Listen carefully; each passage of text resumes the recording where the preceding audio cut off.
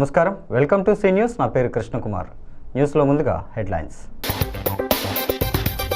మహిళల ఆర్థిక అభివృద్ధికి కూటమి కృషి. కుట్టు శిక్షణ కేంద్రాన్ని ప్రారంభించిన కందుల దుర్గేష్.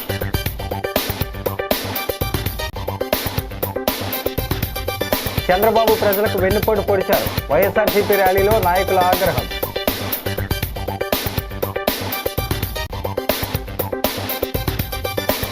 అమరావతి రెండో దశకు 45,000 ఎకరాలు. రాష్ట్ర పురపాలక శాఖ మంత్రి నారాయణ వెల్లడి.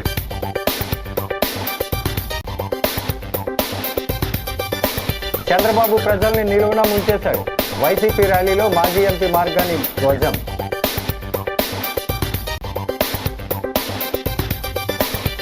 బీజేపీ రాజ్యాంగాన్ని భ్రష్టుపట్టిస్తోంది. కాంగ్రెస్ పార్టీ ఆధ్వర్యంలో భారీ ర్యాలీ. ఇక డీటెయిల్స్ చూస్తే, ఆర్థికంగా వెనుకబడిన పేదింటి మహిళలకు స్వయం ఉపాధి కల్పించడం, తద్వారా ఆర్థిక భరోసా అందించాలన్న సమున్నత లక్ష్యంతో కూటమి ప్రభుత్వం పనిచేస్తోందని రాష్ట్ర పర్యాటక సాంస్కృతిక సినిమాటోగ్రఫీ మంత్రి కందుల దుర్గేష్ అన్నారు. నిడదవోలు మండల పరిషత్ కార్యాలయంలో బీసీ ఫైనాన్స్ కార్పొరేషన్ ఈడబ్ల్యూఎస్ సహకారంతో ఏర్పాటు చేసిన నియోజకవర్గ స్థాయి కుట్టు మిషన్ల శిక్షణా కేంద్రం, టైలరింగ్ శిక్షణా కేంద్రం ప్రారంభోత్సవంలో మంత్రి కందుల దుర్గేష్ ముఖ్య అతిథిగా పాల్గొన్నారు. మహిళా మనులకు ఆత్మగౌరవం, ఆర్థిక స్వావలంబన కల్పించే లక్ష్యంతో ఉచిత కుట్టు మిషన్ కేంద్రాలు పనిచేస్తాయని మంత్రి దుర్గేష్ చెప్పారు. 90 రోజుల పాటు అందించే ఉచిత కుట్టు శిక్షణ కార్యక్రమానికి క్రమం తప్పకుండా హాజరై నైపుణ్యాన్ని పెంచుకోవాలని, తద్వారా ఆర్థిక పరిపుష్టి సాధించాలని సూచించారు. మహిళలు నైపుణ్యాన్ని సాధించి ఆయా రంగాల్లో నిలదొక్కుకోవాలని, కుట్టు మిషన్ నేర్చుకున్న ప్రతి మహిళకు చేతి నిండా పని ఉండాలని ఆకాంక్షించారు. Nidadavolu municipal chairman Bhupathi Adinarayana, ZPTC కొయ్య సూర్యారావు తదితరులు పాల్గొన్నారు.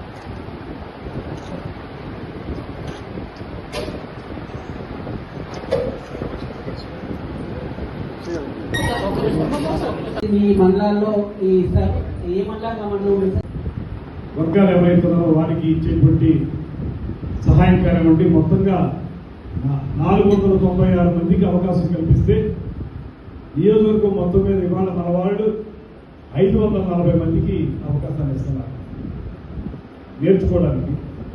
దీని ద్వారా ఒక 90 రోజుల పాటు కుట్టు శిక్షణ నేర్చుకున్నట్లయితే రేపు పొద్దున్న మీరు కాస్త ఆదాయాన్ని మెరుగుపరచుకోవడానికి మీకు ఎన్నో ఖర్చులు ఉంటాయి. తల్లులుగా మీ అందరికీ కూడా మీరు ఎక్కువ బాధ్యత తీసుకునేటువంటి సందర్భాలను మేము చూస్తూ ఉంటాం. ఎక్కడైనా సరే మహిళలు ఇంటి బాధ్యతను తీసుకున్నటువంటి సందర్భంలో మగవాళ్ళు కొంచెం అటు ఇటు తిరిగినా కూడా పిల్లల సంరక్షణ కానీ, కుటుంబాన్ని వచ్చిన ఆదాయాన్ని జాగ్రత్త చేసుకుని కుటుంబాన్ని ముందుకు తీసుకెళ్ళడం కానీ, ఇలాంటి అంశాల్లో మహిళలకు ఉన్నటువంటి ప్రత్యేకత దానికి ఎవరో సాటి రారు అనేటువంటి మాటను కూడా ఈ సందర్భంగా నేను తెలియజేస్తా ఉన్నాను. మీరు మగవాడు తెచ్చిన ఆదాయాన్ని కుటుంబ సంక్షేమం కోసం ఖర్చు పెట్టిన ఒక పక్కన ఉంటే, మరో పక్కన మీరు కూడా సొంతంగా కాస్త సంపాదించుకోగలిగితే ఆ డబ్బుని ఖచ్చితంగా మీ కుటుంబ పోషణ కోసం మీరు ఉపయోగిస్తారు. మగవాళ్ళకైతే కొన్ని రకాలైనటువంటి వ్యసనాలు ఉండేటువంటి అవకాశం ఉంది. రాష్ట్రంలో అసలైన వెన్నుపోటుదారుడు ముఖ్యమంత్రి చంద్రబాబేనని, ఇప్పటి వరకు తన పరిస్థితులకు అనుగుణంగా రాజకీయ పార్టీలతో పొత్తు పెట్టుకుని వాటిని నిండా ముంచారంటూ వైసీపీ జిల్లా అధ్యక్షుడు, మాజీ మంత్రి చెల్లిబోయిన వేణుగోపాలకృష్ణ మండిపడ్డారు. మాజీ ముఖ్యమంత్రి, వైసీపీ అధినేత వైఎస్ జగన్మోహన్ రెడ్డి పిలుపు మేరకు వెన్నుపోటు దినోత్సవం పేరుతో బుధవారం వైసీపీ ఆధ్వర్యంలో బొమ్మూరు నుంచి జిల్లా కలెక్టరేట్ వరకు భారీ ర్యాలీ నిర్వహించారు. చెల్లిబోయిన వేణు వైసీపీ యువజన విభాగం రీజనల్ కోఆర్డినేటర్ జక్కంపూడి గణేష్ ఆధ్వర్యంలో ఉత్సాహంగా ఈ ర్యాలీ సాగింది. వారు మాట్లాడుతూ చంద్రబాబు ఇచ్చిన సూపర్ 6 హామీలను అమలు చేయకుండా ప్రజల్ని మోసం చేసి వారికి వెన్నుపోటు పొడిచారని ధ్వజమెత్తారు. కూటమి ప్రభుత్వాన్ని మేల్కోవడానికే ఈ ఆందోళన చేపట్టామని అన్నారు. కార్యక్రమంలో వైసీపీ నాయకులు చంద్ర నాగేశ్వర్, నక్కా శ్రీనగేష్, తాడాల చక్రవర్తి, స్టాలిన్, గొందేసి శ్రీనివాసులు రెడ్డి, నందేవు శ్రీనివాస్, బొప్పన సుబ్బారావు, అడప అనిల్, పడాల వీరరాఘవరెడ్డి, సరితారాణి తదితరులు పాల్గొన్నారు.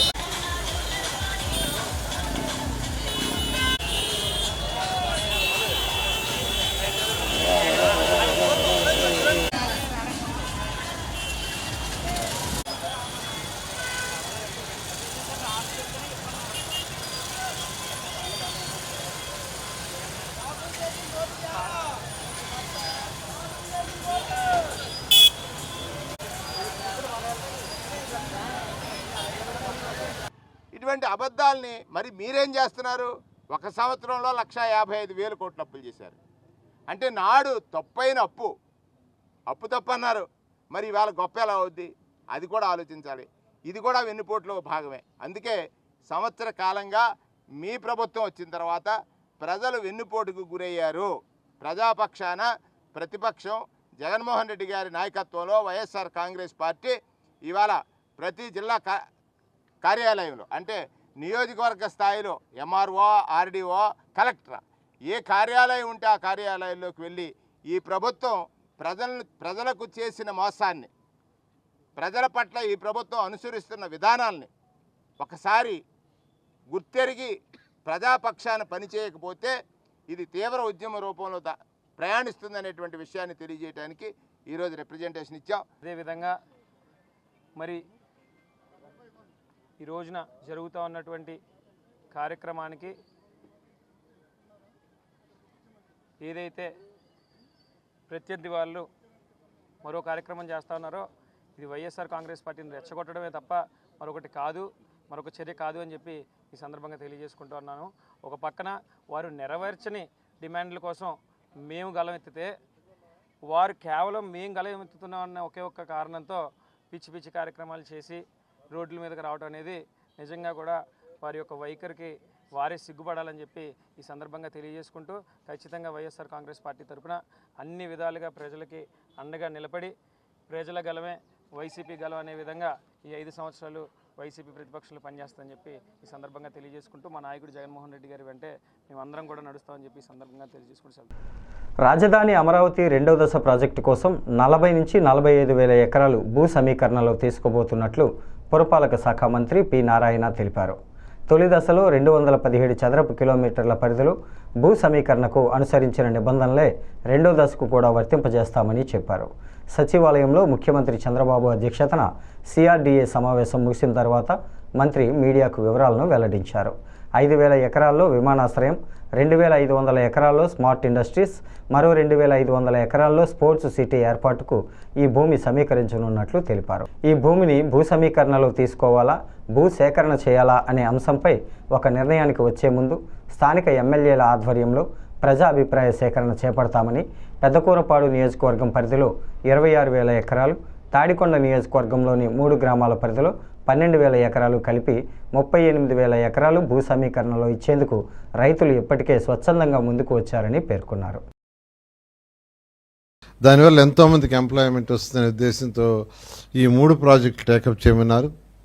అయితే ఆ 3 ప్రాజెక్టుకి ల్యాండ్ అక్విజిషన్, ల్యాండ్ పుల్లింగ్ అనే డెసిషన్లో అక్కడున్న ప్రజాప్రతినిధులు అధికారులకు ఇన్స్ట్రక్షన్ ఇచ్చాం. ప్రజల యొక్క అభిప్రాయం ఎలాగో తెలుసుకోమని. ఆల్రెడీ ఎమ్మెల్యే భాష్యం ప్రవీణ్ గారు అక్కడ ఉన్న విలేజ్లతో గ్రామ కమిటీలు పెట్టి మాట్లాడితే దాదాపు 24,000 ఎకరాలను యాక్చువల్గా ల్యాండ్ పుల్లింగ్ ఇవ్వడానికి వాళ్ళు యాక్సెప్ట్ చేశారు. అదేవిధంగా మిగతా ప్లేస్లో కూడా యాక్చువల్గా వర్కౌట్ చేస్తున్నారు.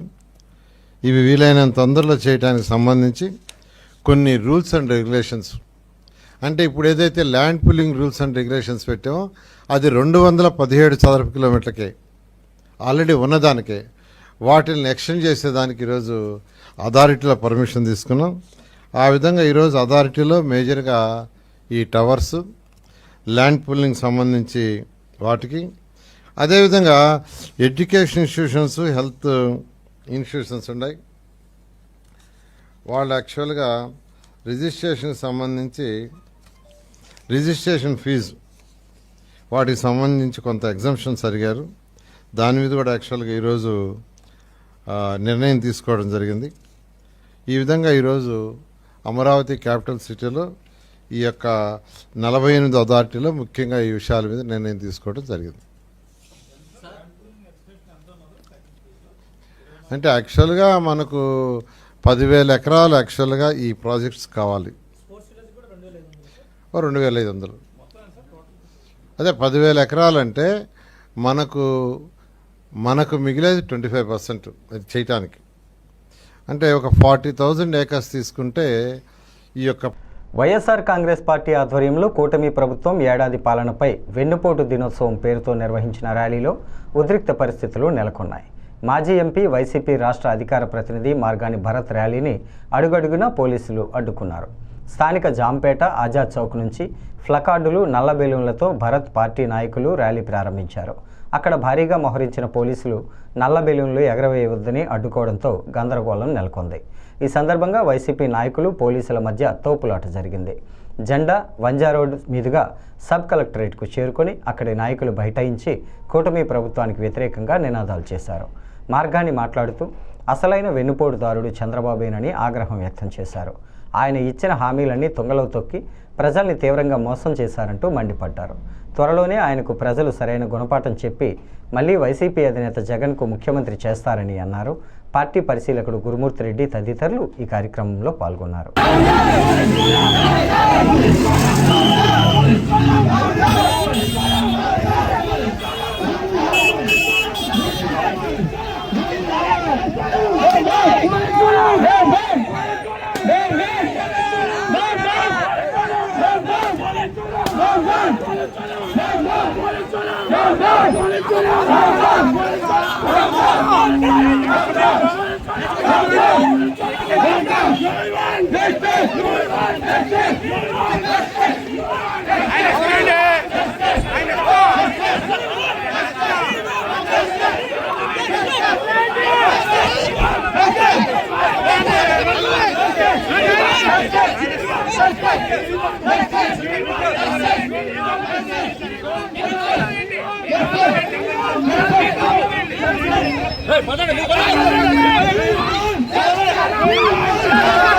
మేము శాంతియుతంగా ర్యాలీ చేస్తే మా చేతిలో ఉన్న నల్ల బెలూన్లు నల్ల కండువాళ్ళు బ్యాడ్జీలు ఇవన్నీ లాక్కునే పరిస్థితులు, ఏవైతే ఫ్లెక్సీలు ఉన్నాయో ఈ ఫ్లెక్సీలు ప్లకార్డులు కూడా లాక్కునే పరిస్థితులు. ఇవాళ మేము మ్యూజిక్ డీజే వెహికల్ పెట్టుకుంటే దాన్ని కూడా తీసుకెళ్ళిపోయి సీజ్ చేసే పరిస్థితులు. ఇవాళ నేను అడుగుతున్నా, ఎల్లకాలం ఈ చంద్రబాబు నాయుడు ప్రభుత్వం ఉండదు, అది గుర్తుపెట్టుకోవాల్సిందిగా ఇవాళ పోలీస్ డిపార్ట్మెంట్ కూడా తెలియపరుస్తున్నాం. రేపు రాబోయేది మా ప్రభుత్వం, ప్రజల ప్రభుత్వం అని కూడా ఈ సందర్భంగా తెలియపరుస్తూ ఈ నిరసన కార్యక్రమానికి వచ్చిన ప్రతి వైఎస్ఆర్సీపీ శ్రేణులకు కూడా ధన్యవాదాలు తెలుపుతా ఉన్నా.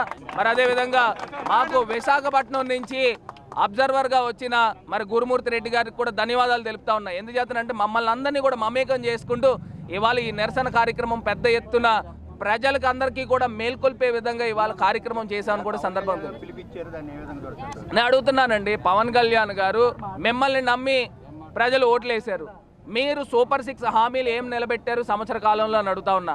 వాలంటీర్ల పరిస్థితి ఏంటి? మీరు చెప్పారు, స్వయాన మీ నోటితో మీరు చెప్పారు, నేను మీకు అన్నలాంటోడిని, నేను పెట్టేవాడిని తప్పితే కొట్టేవాడిని కాదు, మీకు 10,000 రూపాయలు ఇచ్చే బాధ్యత నాది అని చెప్పి ఇవాళ పవన్ కళ్యాణ్ గారు చెప్పారు. వాలంటీర్లు ఏమైపోయారండి? ఇవాళ మీరు 10,000 మాట పక్కన పెట్టండి, వాళ్ళు ఉద్యోగాలే పీకేసిన పరిస్థితులు ఇవాళ మీ ప్రభుత్వంలో కనబడుతూ ఉన్నాయి. ఇవన్నిటికి నిరసిస్తూ ఇవాళ కార్యక్రమం చేపట్టాము. మీరు ఏ ముఖం పెట్టుకొని ఇవాళ కూటమి ప్రభుత్వము సుపరిపాలన అని చెప్పేసి మీరు ఏం చెప్తారండి? ఇవాళ రెడ్ బుక్ రాజ్యాంగం జరుగుతూ ఉంది, ఎక్కడ సుపరిపాలన ఉందని ఇవాళ మేము మీకు తెలియపరుస్తూ ఉన్నాం. ఏఐని ఆదేశాలు, పిసిసి అధ్యక్షురాలు వైఎస్ షర్మిలారెడ్డి సూచనల మేరకు ప్రజాస్వామ్య పరిరక్షణ, రాజ్యాంగ సంరక్షణ పేరుతో ఇంటింటికి కాంగ్రెస్ నినాదంతో డీసీసీ అధ్యక్షుడు టీకే విశ్వేశ్వరరెడ్డి ఆధ్వర్యంలో నగరంలో భారీ ర్యాలీ నిర్వహించారు. స్థానిక కోటగుమ్మం వద్ద దివంగత ముఖ్యమంత్రి డాక్టర్ వైఎస్ రాజశేఖర రెడ్డి విగ్రహానికి టీకే ఆధ్వర్యంలో పూలమాలలు వేసి ఘనంగా నివాళులర్పించిన అనంతరం అక్కడి నుంచి మెయిన్ రోడ్డు మీదుగా కరపత్రాలు పంపిణీ చేస్తూ ర్యాలీ సాగింది. ఈ సందర్భంగా టీకే మాట్లాడుతూ కేంద్రంలో అధికారంలో ఉన్న బీజేపీ ప్రభుత్వం డాక్టర్ బిఆర్ అంబేద్కర్ రాసిన రాజ్యాంగాన్ని పక్కన పెట్టి హిందూ రాజ్యాంగాన్ని తేవాలని కుట్రలు పన్నుతోందని అన్నారు. దాన్ని ప్రజలు తిప్పికొట్టాలని పిలుపునిచ్చారు. అన్ని వర్గాల సంక్షేమం కాంగ్రెస్ పార్టీతోనే సాధ్యమవుతుందని, త్వరలో రాహుల్ గాంధీ దేశానికి ప్రధాని అవుతారని అన్నారు. కాంగ్రెస్ నాయకులు Martin Luther, doctor Wadiyar, Abdullah, Sharif, Bezawada Rangarao, మోత శారథ, పట్నాల శ్రీనివాస్, కాకర్ల హరిబాబు, వై శ్రీనివాస్, దేవతా సుధాకర్ తదితరులు పాల్గొన్నారు.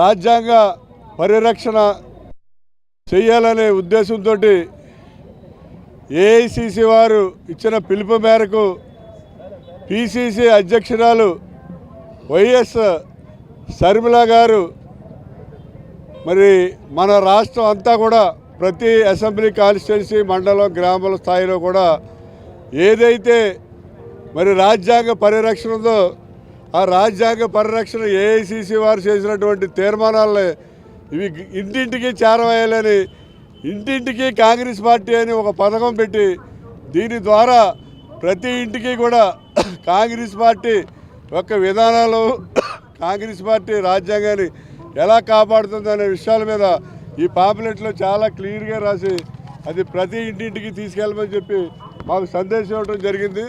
దానిలో భాగంగానే ఈరోజు కోటగుమ్మం సెంటర్ నుంచి ఇక్కడ ఈ కార్యక్రమం ప్రారంభించాం. రాజశేఖర రెడ్డి గారి విగ్రహానికి పూలమాలలు వేసి ఈ కార్యక్రమాన్ని ప్రారంభించడం జరిగింది. ముందుగా ఇందులో 7 బుల్లెట్ పాయింట్ లాంటివి ఏఐసిసి వారు తీర్మానాలు చేశారు. ఎందుకంటే సామాజిక న్యాయం అనేది ఒక కాంగ్రెస్ పార్టీలోనే జరుగుతుంది, ఇంక ఏ పార్టీలోనూ కూడా సామాజిక న్యాయం అనేది లేదు. ఇవాళ ముస్లిమ్స్కి రక్షణ కావాలన్నా, క్రిస్టియన్స్కి రక్షణ కావాలన్నా, ఎవరికైనా సరే ఏ మతమైనా ఏ కులమైనా మన భారతదేశంలో రక్షణ ఇచ్చేది ఒక కాంగ్రెస్ పార్టీయే. జల్ జీవన్ మిషన్లో భాగమైన నీరు స్వచ్ఛతా మిషన్ నిర్వహణ తీరు తూర్పుగోదావరి జిల్లాలో మెరుగ్గా ఉందని కేంద్ర బృందం ప్రశంసించింది. కేంద్ర ప్రభుత్వ సంయుక్త కార్యదర్శి నోడల్ ఆఫీసర్ పూర్ణచంద్ర కిషన్ అధ్యక్షతన కలెక్టరేట్లో జిల్లా నీరు అండ్ స్వచ్ఛతా మిషన్ సమావేశం జరిగింది. పూర్ణచంద్ర కిషన్ మాట్లాడుతూ జిల్లాలో నీరు స్వచ్ఛతా మిషన్ రూపకల్పన అమలు చేస్తున్న తీరు బాగుందని అన్నారు. మిషన్ ద్వారా మంచినీరు అందించే విషయంలో జిల్లా అధికార యంత్రాంగం సమర్థవంతంగా పనిచేస్తోందని, అయితే నిర్వహణ ఖర్చుల విషయంలో దృష్టి సారించాలని సూచించారు. 15వ ఆర్థిక సంఘం నిధుల్లో అధిక భాగం నిర్వహణకే ఖర్చు అవ్వడానికి కారణాలను విశ్లేషించాలన్నారు.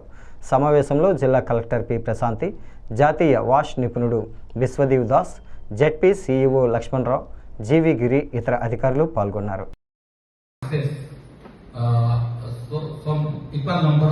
Schemes, basically bigger projects all over the country, and most of these teams are already in the field, and they will give a report to Government of India.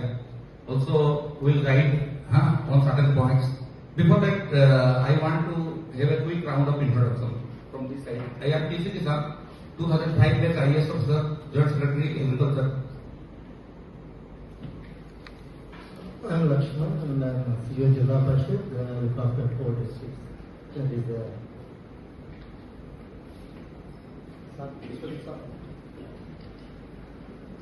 Hello, I'm Vishwajit Das. I'm along with Sir CNO sir for assessment of the project. స్థానిక 31వ division అన్నపూర్ణమ్మపేటలో Shri సిద్ధి వినాయక స్వామి ఆలయ పునర్నిర్మాణం చేయగా మాజీ MLC Adireddy Apparao, మాజీ mayor Adireddy Veeraraghavamma, city MLA Adireddy Srinivas 13 లక్షల రూపాయలను వారి కుటుంబం తరపున విరాళంగా అందజేశారు. ఈ ఆలయ ప్రారంభోత్సవం సందర్భంగా బుధవారం నుంచి హోమాలు, నవగ్రహ శాంతి హోమాలు, గణపతి పూజ, స్వామివారి ఊరేగింపు కార్యక్రమాలు ప్రారంభమయ్యాయి. ఆదిరెడ్డి కుటుంబం ఈ కార్యక్రమానికి హాజరై స్వామివారిని దర్శించుకొని ప్రత్యేక పూజలు నిర్వహించారు. ఈ ఆలయ పునర్నిర్మాణం తమ చేతుల మీదుగా జరగటం చాలా ఆనందంగా ఉందని పేర్కొన్నారు. శుక్రవారం స్వామివారి విగ్రహ ప్రతిష్ఠ, శనివారం అన్నప్రసాద వితరణ జరుగుతోందని తెలిపారు. స్థానిక నాయకుడు మజ్జి రాంబాబు, ఆలయ కమిటీ సభ్యులు మాలే విజయలక్ష్మి, సేనాపతి సత్యబాబు, మీసాల నాగమణి, వీరారాము, కిలవర్తి నాగభూషణం, నాగలక్ష్మి, ఆర్ సత్యబాబు, బాలు తదితరులు ఈ కార్యక్రమంలో పాల్గొన్నారు.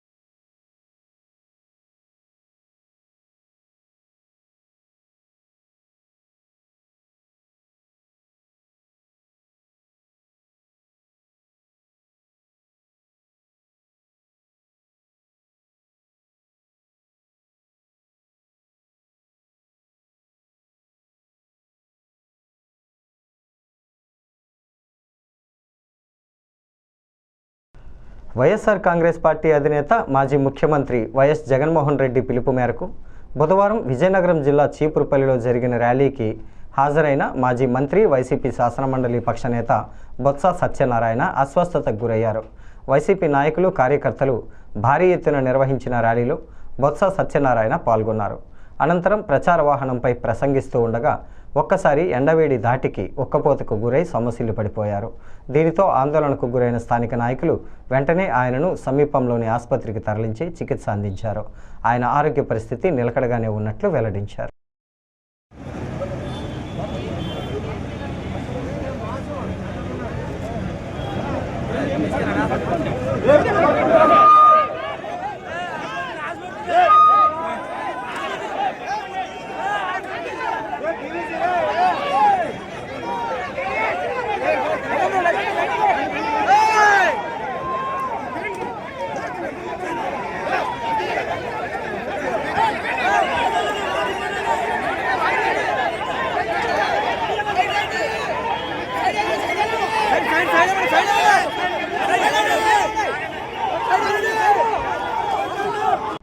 వార్తలు ముగించే ముందు ముఖ్యాంశాలు మరోసారి. మహిళల ఆర్థిక అభివృద్ధికి కూటమి కృషి, కుట్టు శిక్షణ కేంద్రాన్ని ప్రారంభించిన కందుల దుర్గేష్.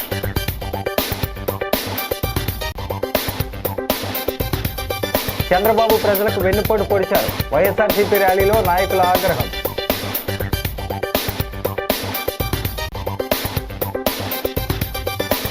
అమరావతి రెండో దశకు 45,000 ఎకరాలు, రాష్ట్ర పురపాలక శాఖ మంత్రి నారాయణ వెల్లడి.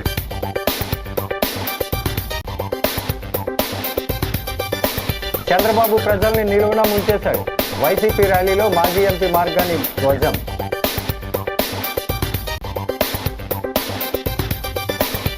బీజేపీ రాజ్యాంగాన్ని భ్రష్టు పట్టిస్తోంది, కాంగ్రెస్ పార్టీ ఆధ్వర్యంలో భారీ ర్యాలీ.